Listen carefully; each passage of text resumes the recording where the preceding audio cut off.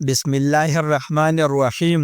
شروع اللہ کے نام سے جو بڑا مہربان اور نہایت رحم کرنے والا ہے۔ جس بندے کو اللہ یاد کرتا ہے اس کی زبان پر یہ تسبیح جاری کر دیتا ہے۔ نبی کریم صلی اللہ علیہ وسلم نے فرمایا، یہ تسبیح زیادہ سے زیادہ پڑھو۔ ناظرین، اللہ کی محبت اور قربت ایک ایسی چیز ہے جس کا کوئی اندازہ نہیں لگا سکتا۔ اللہ اپنے بندوں سے بے پناہ محبت کرتا ہے اور ان کے ساتھ ایک خاص تعلق قائم رکھتا ہے۔ اللہ کا یہ وعدہ ہے کہ وہ اپنے بندوں کو کبھی نہیں بھولتا۔ جب بندہ اللہ کا ذکر کرتا ہے تو اللہ اسے اپنی یاد میں رکھتا ہے اور اس کی ہر دعا کا جواب دیتا ہے۔ اللہ تعالیٰ اپنی مخلوق سے بے پناہ محبت کرتا ہے اور وہ ہمیشہ اپنے بندوں کے قریب رہتا ہے۔ آپ نے کبھی محسوس کیا ہے کہ جب ہم اللہ کو یاد کرتے ہیں تو ہماری زندگی میں سکون آ جاتا ہے؟ یہ سکون اور خوشی صرف اللہ کی ذکر سے آتی ہے، اور اللہ اپنے اس ذکر کرنے والے بندوں کو اپنے رحمتوں سے بھر دیتا ہے۔ وہ بندہ جو اللہ کی رضا اور محبت کے لیے اس کا ذکر کرتا ہے، اللہ اسے اپنے خاص محبت سے نوازتے ہیں اور اس کے دل میں سکون اور اطمینان ڈالتا ہے۔ اللہ تعالیٰ کے رحمت و فضل اور اس کے احسان و کرم کو یاد کر کے بے قرار دلوں کو قرار اور اطمینان حاصل ہوتا ہے۔ یوں ہی اللہ تعالیٰ کی یاد محبت الہی اور قرب الہی کا عظیم ذریعہ ہے، اور یہ چیزیں بھی دلوں کے قرار کا سبب ہے۔ بلکہ حقیقت یہ ہے کہ اگر یہ بھی کہا جائے تو یقیناً درست ہوگا۔ یہ ذکر الہی طبی تاثیر بھی دلوں کا قرار ہے۔ اس لیے پریشان حال آدمی جب پریشانی میں اللہ تعالیٰ کا ذکر کرتا ہے تو اس کے دل کو قرار آنا شروع ہو جاتا ہے۔ قرآن مجید میں اللہ رب العزت فرماتے ہیں کہ بے شک دل کا سکون اللہ کے ذکر میں ہے۔ یعنی انسان پوری دنیا میں سکون کی تلاش کر لے، نہیں ملے گا، کیونکہ تعالیٰ نے خود بتایا کہ دل کا سکون میری یاد میں ہے۔ جب دل میں سکون ہوگا تو ظاہراً بھی طمانینت جھلکتی نظر آئے گی۔ جو قلب میں یاد خدا بسائے گا وہ روحانی سکون پائے گا۔ قرآن مجید میں ارشاد الہی کا مفہوم ہے کہ شیطان نے اس پر غلبہ پایا اور اسے اللہ کی یاد سے غافل کر دیا۔ اللہ کے ذکر سے دل کو پیر کر شیطان انسان کو گناہوں سے ایسا کھیلتا ہے جیسے کہ بچے گیند کے ساتھ کھیلا کرتے ہیں۔ لفظ ذکر عربی زبان کا ہے اور قرآن مجید میں کئی معنوں میں استعمال ہوا ہے، جیسا کہ اس نصیحت نامے کو ہم نے ہی نازل کیا اور اس کی حفاظت کے ہم خود ہی ذمہ دار ہیں۔ تو یہ لفظ ذکر نصیحت کے معنی میں ہے۔ ایک جگہ فرمایا، تم میرا ذکر کرو میں تمہارا ذکر کروں گا۔ یہ ذکر اللہ کی یاد کے معنی میں ہے۔ مومنین کی صفات میں سے ایک صفت یہ ہے کہ وہ اللہ کا کثرت سے ذکر کرنے والے ہیں۔ اللہ رب العزت خود سورہ احزاب میں فرماتے ہیں، مومنین کی صفات بیان کرنے کے بعد فرمایا، اور بکثرت اللہ کا ذکر کرنے والے مرد اور اللہ کا ذکر کرنے والی عورتیں ان سب کے لیے مغفرت اور اجر عظیم تیار کر رکھا ہے۔ ذکر دو طرح سے کیا جاتا ہے، لسانی ذکر جو باقاعدہ زبان سے ادا کیا جاتا ہے اور سنا بھی جاتا ہے، یا قلبی ذکر کیا جاتا ہے جو دل میں ہوتا ہے اور ساتھ بیٹھا شخص بھی آواز نہیں سن سکتا، یہ ذکر خفی کہلاتا ہے۔ عموماً ہم کئی خوبصورت منظر دیکھیے تو بھی اختیار لب پر ماشاء اللہ سبحان اللہ جاری ہو جاتا ہے۔ رب ذوالجلال کی قدرت پر اللہ اکبر کے صدائی بلند ہوتی ہے۔ یہ ذکر لسانی میں شامل ہے کیونکہ ذکر زبان سے ادا ہو رہا ہے۔ ذکر قلبی میں یہ سہولت رکھی ہے کہ یہ چلتے پھرتے اٹھتے بیٹھتے ہر وقت کیا جا سکتا ہے۔ حضرت ابو سعید خدری رضی اللہ تعالیٰ عنہ فرماتے ہیں کہ رسول اللہ صلی اللہ علیہ وسلم نے فرمایا، اللہ کا ذکر ایسے کثرت سے کیا کرو کہ لوگ تمہیں بدجون کہنے لگے۔ خوش قسمت ہے وہ لوگ جو دنیا کے ساتھ اپنے آخرت بھی سنوار رہے ہیں اور جن کے دل اللہ کے ذکر سے غافل نہیں ہوتے۔ ان کی تو شان میں رسول اللہ صلی اللہ علیہ وسلم نے فرمایا، حضرت ابو ہریرہ رضی اللہ تعالیٰ عنہ سے روایت کرتے ہیں کہ ہم نے رسول اللہ صلی اللہ علیہ وسلم سے سنا کہ قیامت کے دن اللہ جل شانہ بعض قوموں کا حشر فرمائیں گے کہ ان کے چہروں میں نور چمکتا ہوگا، وہ موتیوں کے منبروں پر ہوں گے، لوگ ان پر رش کرتے ہوں گے، وہ انبیاء اور شہداء نہیں ہوں گے۔ کسی نے عرض کیا، یا رسول اللہ صلی اللہ علیہ وسلم، آپ ان کا حال بیان فرما دیجئے کہ ہم ان کو پہچان لیں۔ آپ صلی اللہ علیہ وسلم نے فرمایا، وہ لوگ جو اللہ کی محبت میں مختلف مختلف جگہوں اور مختلف خاندانوں سے آ کر ایک جگہ جمع ہو گئے ہو اور اللہ کے ذکر میں مشغول ہو۔ ایک جگہ فرمایا کہ جب جنت کے باغوں پر گزرو تو خوب چرو۔ کسی نے عرض کیا، یا رسول اللہ صلی اللہ علیہ وسلم، جنت کے باغ کیا ہے؟ ارشاد فرمایا کہ ذکر کے حلقے۔ آج تک جتنی اولیاء گزرے ان کا کوئی وقت ایسا نہیں گزرا جو یاد خدا سے غافل ہو۔ ہر گھڑی اللہ ہی اللہ کی صدائی ہوتی ہے، یہاں تک کہ جب حضرت جنید بغدادی رحمۃ اللہ علیہ کا انتقال ہونے لگا تو کسی نے کہا، حضرت کلمہ پڑھ لیجئے۔ حضرت جنید بغدادی رحمۃ اللہ علیہ کہنے لگے کہ میں کسی بھی وقت اس کو نہیں بھولا، یعنی یاد دلاؤ۔ اگر میں کسی گھڑی اپنے اللہ کو بھولا ہو، ذکر اللہ کے جا اتنے فضائل ہے، وہی لاتعداد فوائد بھی ہے۔ اللہ کی یاد جب انسان کے لبوں پر قلب میں سرائیت کر جاتی ہے تو سکون اور طمانینت بھی رچ بس جاتی ہے۔ انسان کے تمام تر پریشانیاں خود بخود دور ہوتی چلی جاتی ہے۔ دل میں فرحت، سرور، انسبان پیدا ہو جاتا ہے، دل اور چہرہ پر نور ہو جاتا ہے۔ ذکر کا نور دنیا میں بھی ساتھ رہتا ہے اور قبر میں بھی ساتھ رہتا ہے۔ ذکر دلوں کو زندہ کرتا ہے۔ حافظ ابن تیمیہ رحمۃ اللہ علیہ فرماتے ہیں کہ اللہ کا ذکر دل کے لیے ایسا ہے جیسے مچھلی کے لیے پانی، اور ایک جگہ آیا ہے، یہ ذکر دل اور روح کے لیے غذا ہے۔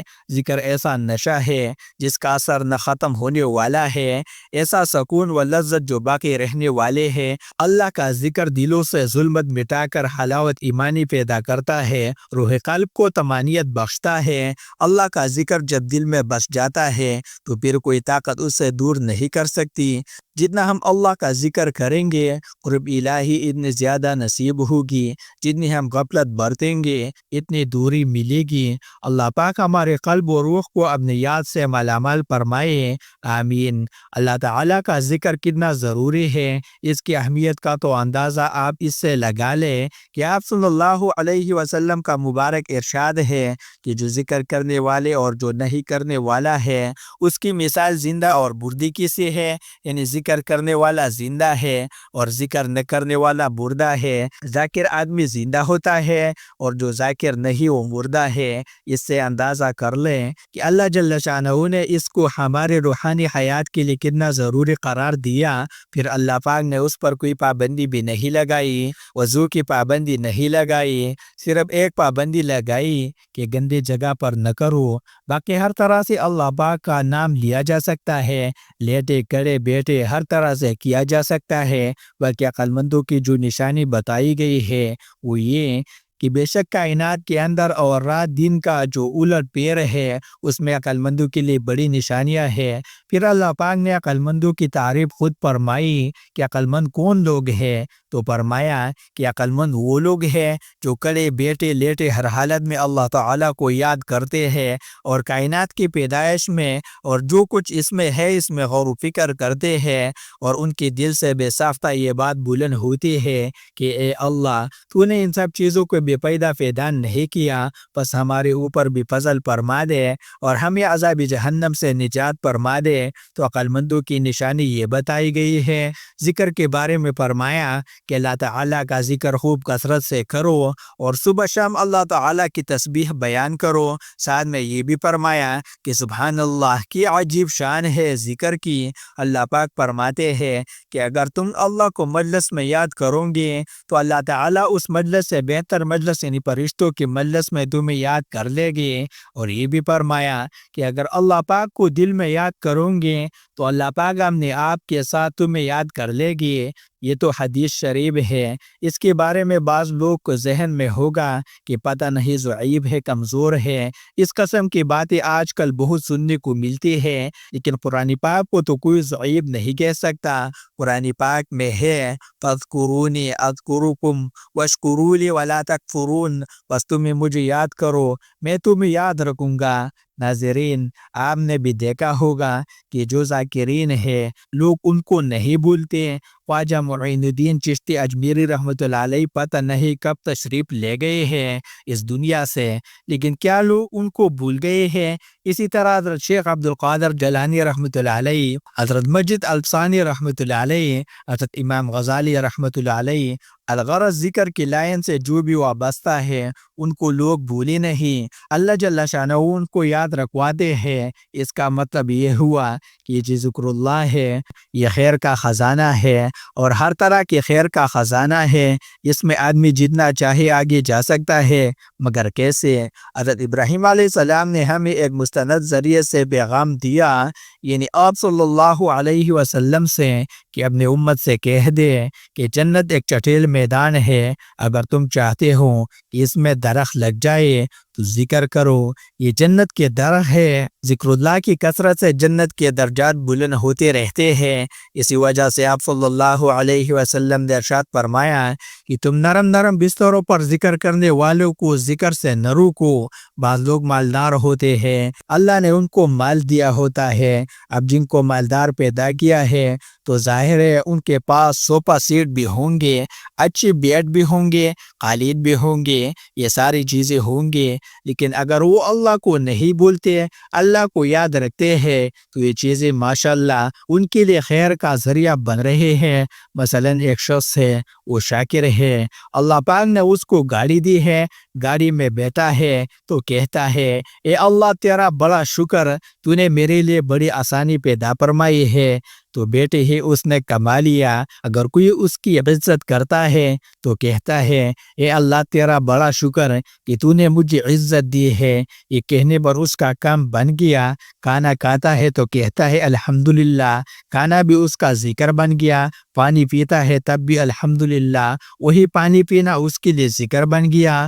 بازار میں پھرتا ہے، چھوٹا کلمہ پڑھ لیتا ہے، 30 لاکھ نیکیاں ان کو مل گئی، اس کے لیے بازار جانا خیر کا ذریعہ بن گیا۔ اگر مشکل وقت آ گیا تو انا للہ و انا الیہ راجعون پڑھا تو یہ بھی ذریعہ بن گیا۔ خوشی کا وقت آ گیا، اللہ کا شکر ادا کیا، یہ بھی ذریعہ بن گیا۔ ہر حال میں مسلمان کی جیت ہی جیت ہے اگر وہ اللہ تعالیٰ کو یاد رکھتا ہے۔ زبان ایک چھوٹا سا عضو ہے، اس کو ہلانے میں کوئی زبردستی نہیں، کوئی پریشانی یا تکلیف نہیں ہوتی، لیکن آپ کو یہ ہر وقت پیدا پہنچا سکتا ہے۔ ذکر کرنے کی عادت آپ کو ہر وقت پیدا پہنچا سکتی ہے۔ آپ کے پاس کسی چیز کی کمی نہیں ہے، آپ اپنے درجات خود بلند کروا سکتے ہیں۔ اپنے گناہ معاف کروانے ہیں تو استغفار پڑھیں، اللہ تعالیٰ کی رحمتوں کو اپنے طرف متوجہ کرانا ہے تو درود شریف پڑھیں، اللہ جل شانہ کی رحمت کی نگاہ اپنی طرف متوجہ کرانا ہے تو قرآن پاک کی تلاوت کریں۔ مطلب یہ ہے کہ ہر حالت میں آپ کما سکتے ہیں، یہ زندگی آپ کو اللہ پاک نے کمانے کے لیے دی ہے، لیکن اس کی قدر بھی تو کیجئے۔ قدر کرنے سے کام بنتا ہے، یہ ذکر ہمارے دلوں کے اندر اتر جائے تاکہ ہم ہر موقع پر ذکر کر سکیں۔ جو باتیں میں اس وقت کر رہا ہوں یہ معلومات کی حد تک ہے، ہو سکتا ہے آپ میں سے بہت سارے لوگوں نے یہ باتیں پہلے بھی سنی ہو۔ اس پر توجہ کرو، وقت پر ذکر کیوں یاد نہیں رہتا؟ وقت پر انسان کی زبان سے بے صبری کے الفاظ کیوں نکلتے ہیں؟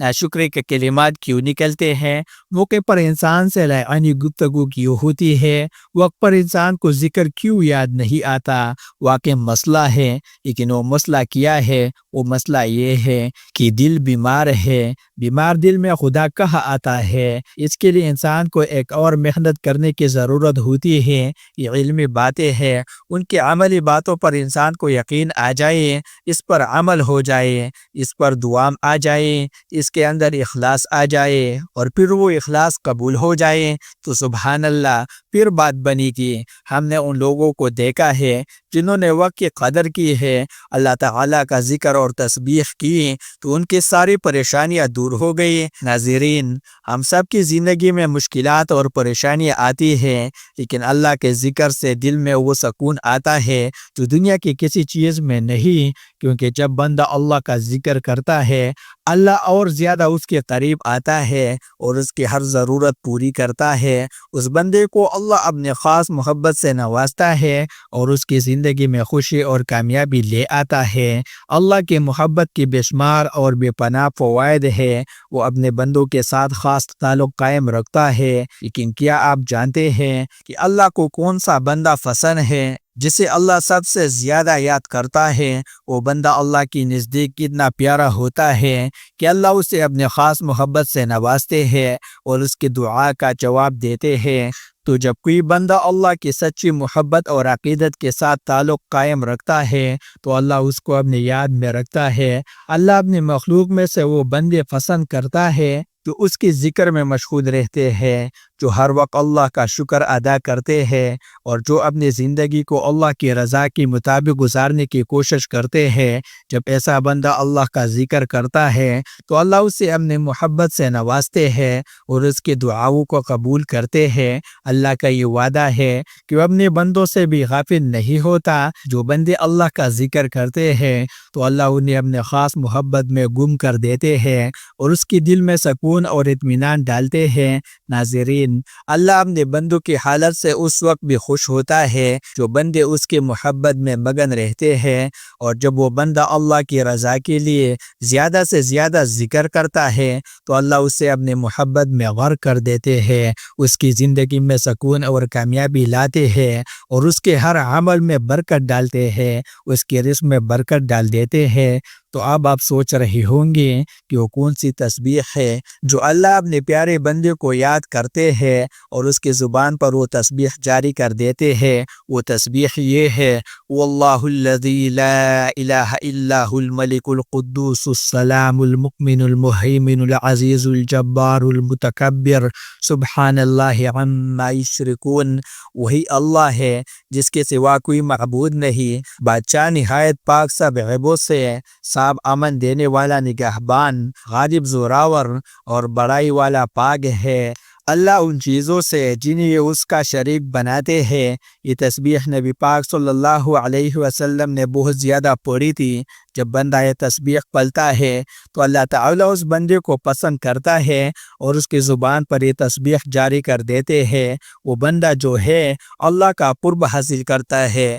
نبی اکرم صلی اللہ علیہ وسلم نے فرمایا کہ یہ تسبیح اللہ کے ساتھ تعلق مضبوط کرنے کا ذریعہ ہے، اور جب کوئی بندہ یہ تسبیح پڑھتا ہے اللہ اس کی حفاظت کرتا ہے اور اسے اپنے رحمت سے نواز دیتا ہے۔ یہ تسبیح اس بات کی علامت ہے کہ بندہ اللہ کی عافیت اور سلامتی کی دعا کر رہا ہے اور اللہ اسے اپنی حفاظت میں لے لیتے ہیں۔ اس تسبیح کی برکت سے انسان کے دل میں سکون اور اطمینان آتا ہے اور اس کی زندگی میں برکتیں آتی ہے۔ جب بندہ یہ تسبیح پڑھتا ہے تو اللہ اس کے دل میں اپنی محبت پیدا کرتا ہے اور اسے اپنی یاد میں رکھتا ہے۔ ناظرین، یہ تسبیح آپ کسی بھی وقت پڑھ لیں۔ سب سے پہلے درود پاک پڑھنا ہے: اللہم صلی علی محمد وعلی آل محمد کما صلیت علی ابراہیم وعلی آل ابراہیم انک حمید مجید۔ اللہم بارک علی محمد وعلی آل محمد کما بارکت علی ابراہیم وعلی آل ابراہیم انک حمید مجید۔ درود پاک پڑھنے کے بعد آپ نے یہ تسبیح پڑھنی ہے: والذی لا الہ الا هو الملک القدوس السلام المؤمن المہیمن العزیز الجبار المتکبر سبحان اللہ عما یشرکون۔ یہ تسبیح پڑھنے کے بعد آپ نے 3 دفعہ سورہ اخلاص پڑھنی ہے: قل هو اللہ احد اللہ الصمد لم یلد ولم یولد ولم یکن لہ کفوا احد۔ ناظرین، اگر آپ چاہتے ہیں کہ اللہ پاک آپ کے قریب ہو اور آپ کی زندگی میں سکون آئے اور آپ کی دعائیں قبول ہو تو اس تسبیح کا ورد کرے۔ جتنی تعداد میں پڑھنا چاہے پڑھے، چاہے نماز پر بیٹھ کر پڑھے، نماز کے بعد پڑھے، چلتے پھرتے اٹھتے بیٹھتے، کسی بھی وقت آپ یہ تسبیح پڑھ سکتے ہیں۔ پھر اس کو پڑھ کر دعا مانگے، انشاءاللہ آپ کی دعا قبول ہوگی۔ سب سے بڑھ کر تو آپ سے اللہ بہت زیادہ خوش ہوں گے اور آپ اللہ کے پسندیدہ بندوں میں شامل ہو جائیں گے۔ صحابی رسول حضرت ابو ذر رضی اللہ تعالیٰ عنہ سے روایت ہے کہ رسول اکرم صلی اللہ علیہ وسلم نے فرمایا، اللہ تعالیٰ نے ارشاد فرمایا: اے میرے بندو، میں نے ظلم کو اپنے آپ پر حرام رکھا ہے اور اسے باہم تمہارے درمیان بھی حرام قرار دیا ہے، اس لیے ایک دوسرے پر ظلم نہ کرو۔ اے میرے بندو، تم سب گم کردہ راہ ہو سوائے اس کے جیسے میں ہدایت دوں۔ تم مجھ سے ہدایت چاہو، میں تمہیں ہدایت دوں گا۔ اے میرے بندو، تم سب بھوکے ہو سوائے اس کے جیسے میں کھلاؤ۔ तुम मुझसे खाना तलब करो, मैं तुम्हें खिलाऊंगा। ए मेरे बंदो, तुम सब बरहाना हो सिवाय उसके जैसे मैं कपड़े पहनाऊँ। तुम मुझसे कपड़े तलब करो, मैं तुम्हें पहनाऊंगा। ए मेरे बंदो, तुम रात दिन खताएं करते हो और मैं तमाम गुनाह माफ़ करता हूँ, तो तुम मुझसे माफ़ी तलब करो, मैं तुम्हें माफ़ करूँगा। ए मेरे बंदो, न तो तुम में मुझे नुकसान पहुँचाने की सलाहियत पैदा हो सकती है कि तुम मुझे नुकसान पहुँचाओ, और न तुम में मुझे नफ़ा पहुँचाने की सलाहियत पैदा हो सकती है कि तुम मुझे नफ़ा पहुँचाओ। ए मेरे बंदो, अगर तुम्हारा पहला और आखिरी आदमी और तुम्हारे इंसान व जिन्नात तमाम के तमाम तुम्हारे सबसे मुत्तक़ी शख्स के दिल की तरह हो जाए, तो उससे भी मेरे बादशाहत में कोई इजाफा नहीं हो सकता। ए मेरे बंदो, अगर तुम में से पहला और आखिरी आदमी और तुम्हारे इंसान व जिन्नात तमाम के तमाम तुम्हारे सबसे बुरे आदमी के दिल की तरह हो जाए, तब भी मेरी बादशाहत में उससे कोई कमी नहीं आ सकती। ए मेरे बंदो, अगर तुम में से पहला और आखिरी आदमी और तुम्हारे इंसान व जिन्नात सब के सब किसी एक मैदान में खड़े हो जाए और मुझसे अपने ख्वाहिशात के मुताबिक मांगे और मैं हर इंसान को उसके तलब के मुताबिक दे दूँ, तो जो कुछ मेरे पास है उनमें से इससे ज़्यादा कम नहीं होगा। जितना एक सुई समंदर में डालकर निकाल ली जाए तो उससे समंदर का पानी कम होगा। ए मेरे बंदो, ये तुम्हारे अमाल है जिन्हें मैं तुम्हारे लिए शुमार करता हूँ और तुम्हें उनकी जज़ा पूरी पूरी देता हूँ। तो जो बुलाए पाए वो अल्लाह का शुक्र अदा करे, और जो उसके अलावा पाए वो सिवाय अपने नफ्स की किसी को मलामत न करे। अगर आपको वीडियो अच्छी लगी है, वीडियो को आपने लाइक करना है, शेयर करना है और अल्लाह ताला के 99 नामों में से एक नाम ज़रूर लिखना है। जज़ाकल्लाह।